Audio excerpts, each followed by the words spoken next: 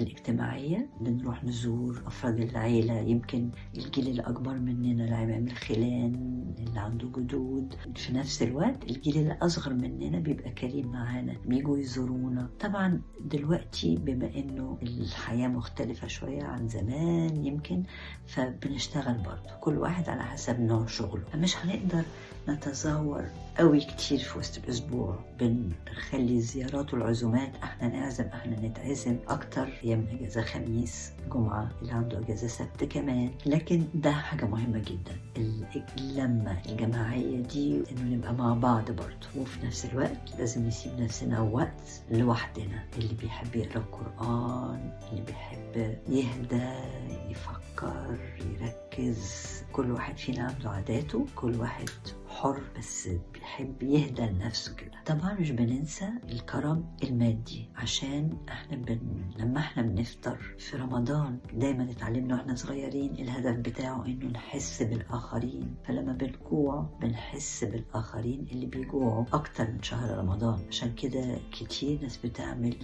مائدة في رمضان، بنبعت اكل الناس يا اما احنا عارفينهم ناس غير قادرين، يا اما بندي برضو عشان مائدة الرحمن. ده بتبقى حاجة مهمة جدا.